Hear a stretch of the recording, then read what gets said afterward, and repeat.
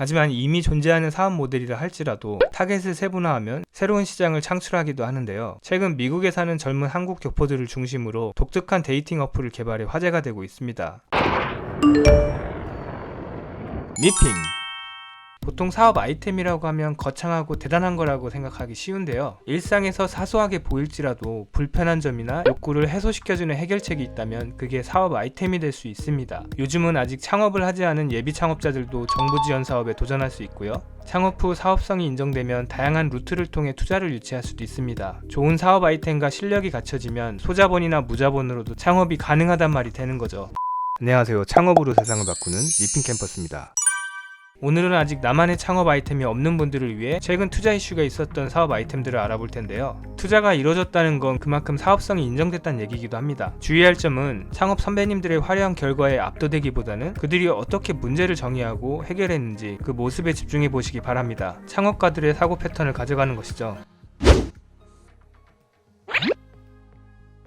요즘 사람들은 생활 수준이 높아지면서 건강에 대한 관심도 높아지고 있는데요. 건강을 위해서 빼놓을 수 없는 게 먹거리입니다. 하지만 요즘 농산물은 대부분 농약과 화학비료를 사용해서 유해물질을 함유하고 있다고 하는데요. 친환경적 농법으로 기른다고 해서 유기농 인증 제도가 있긴 하지만 이런 제품은 구하기도 힘들고 가격도 일반 농산물에 비해 훨씬 비쌉니다. 그리고 유기농 인증마저도 허위로 취득하는 업자들이 있어서 꼼꼼하게 살펴봐야 한다고 하는데요. 그렇다고 농사에 경험도 없는 사람이 스스로 텃밭을 읽을 수도 없고 도시에 사는 사람은 그나마 그럴만한 땅을 구하기도 어렵습니다. 미국의 라이즈 가든에서 실내에서 채소를 기를 수 있는 장치를 개발했습니다. 이 장치는 모던한 디자인을 띠고 있어서 집 인테리어에도 잘 어우러진다고 하는데요. 요즘 IT 기술이 농사에 적용된 스마트팜이 발전하면서 실내에서 작물을 기르는 게 이미 가능해졌죠.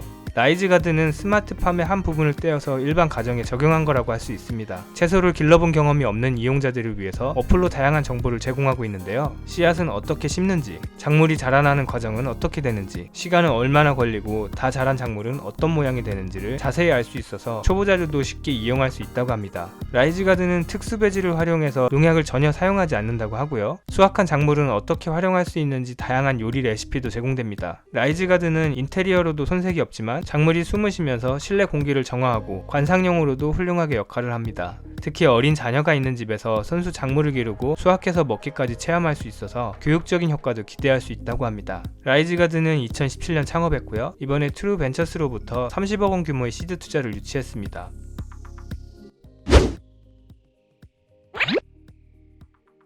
자본주의 경제 시스템은 항상 더 많은 소비를 추구합니다. 남들보다 더 많이 가지기를 원하는 사람들의 욕구와 끝없는 성장을 추구하는 기업의 숙명이 조화를 이루는 모양이기도 한데요. 덕분에 많은 사람들이 가난에서 벗어나 풍요로운 삶을 누리게 됐다는 점은 자본주의의 순기능으로 볼 수도 있습니다. 하지만 소비주의적 경향이 확산되면서 필요 이상으로 지출을 하게 되고 소비 자체에 중독돼 무분별한 소비로 빚까지 지게 되는 사람들이 생겨나고 있습니다. 이런 현상은 요즘 20, 30대를 일컫는 밀레니얼 세대에서 두드러지게 나타난다고 하는데요. 주변 사람들과 비교하면서 뒤처지지 않기 위해서 감당할 수 있는 수준 이상의 소비를 하게 됩니다. 미국의 상황도 크게 다르지 않다고 하는데요. 미국의 한 설문조사에서 빚을 탕감받고 감옥에 일주일간 들어가겠냐는 질문에 10명 중에 1명이 그렇게 하겠다는 대답을 했을 정도라고 합니다. 미국의 스타키는 올바른 경제관념을 교육하기 위한 AI 텍스트 서비스입니다. 경제관념이 없는 사람들을 위해 실시간 문자로 재무 코칭 서비스를 제공하는데요. 예를 들면 목돈을 모아야 한다면 목표 금액을 설정하고 단기 목표로 쪼개서 관리를 해주고요. 주거, 음식, 교통 등 다양한 소비 분야에서 꼭 필요한 소비와 그 이상의 소비 기준을 개인별로 제시해줍니다. 매일매일 스타킹과 문자를 주고받기 때문에 이용자는 생활 습관에 영향을 받게 되는데요. 그동안 무의식적으로 욕구에 따랐던 소비 패턴에서 벗어나 의식적이고 계획성 있는 경제활동이 가능해진다고 합니다. 이렇게 위기에 처한 이용자가 소비를 관리하고 돈을 조금씩 모으게 되면 적절한 투자 정보도 제공받아 자산을 형성할 수 있게 됩니다. 스타키는 2017년 창업했고요. 현재까지 누적 이용자는 80만 명을 돌파했다고 합니다. 스타키는 이번에 옥터스 벤처스 등으로부터 150억 원 규모의 시리즈 B 투자 유치를 했고요. 현재까지 누적 투자 유치 금액은 250억 원입니다.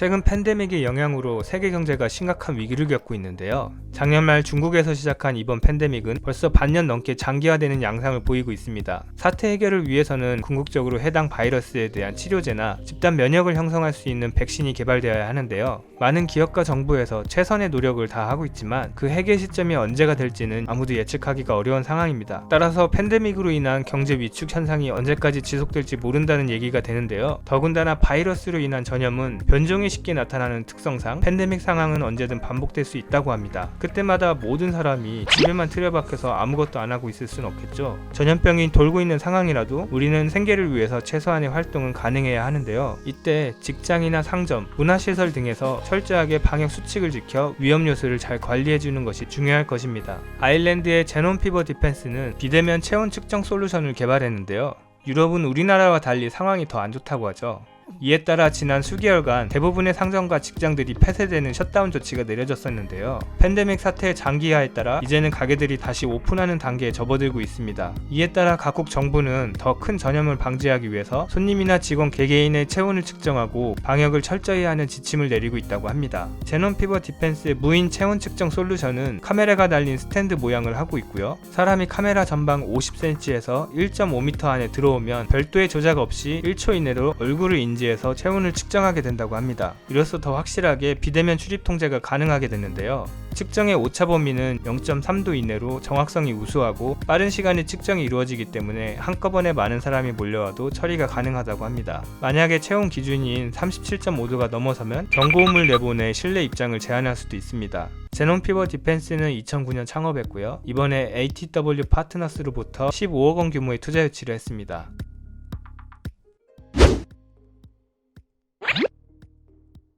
최근 산업기술의 발달로 제조 공장에서 사람의 역할이 많이 줄어들고 있는데요. 물건의 이동은 컨베이어 벨트가 대신하고 물건을 분류하거나 포장하는 부분도 로봇으로 대체되고 있습니다. 덕분에 공장에서 일하는 근로자의 작업 환경이 개선되고 업무 난이도도 낮아지게 됐습니다. 하지만 근로자들의 잦은 이직으로 숙련도가 낮아지고 경험이 적은 사람들은 업무에 대한 이해 부족으로 크고 작은 실수를 하게 됩니다. 로봇과 위험한 기계들로 가득 찬 공장에서 작은 실수는 자칫 큰 사고로 이어지기도 하는데요. 뿐만 아니라 잘못된 작업으로 인해서 생산량에 악영향을 주기도 합니다. 보통 공정에서 문제가 생기면 경험이 있는 선배 작업자를 찾아가거나 공정 기술서를 찾아봐야 하는데 시간과 정확도에 있어서 한계가 있었습니다. 캐나다 기업 포카는 공장 작업자를 위한 정보 공유 플랫폼 서비스를 제공합니다. 작업자는 종이에 업무 일지를 쓰는 대신 스마트폰이나 타블렛에 어플로 제공되는 포카 플랫폼에 실시간으로 작업 내용을 공유할 수 있는데요. 기능이 페이스북과 비슷해서 사진이나 동영상을 첨부할 수 있고 동료들은 좋아요와 댓글로 피드백을 할 수 있어 서로 간의 소통을 활성화시켜줍니다.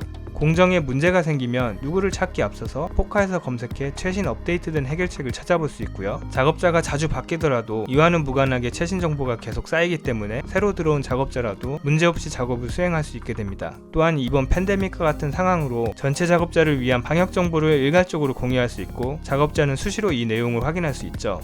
포카 플랫폼을 이용하는 고객사로는 ABB, 보시 등 유명한 글로벌 기업들을 포함하고 있습니다. 포카는 2014년 창업했고요. 이번에 SE 벤처스 등으로부터 55억 원 규모의 시리즈 B 투자 유치를 했습니다. 포카의 지금까지 누적 투자 유치 금액은 200억 원입니다.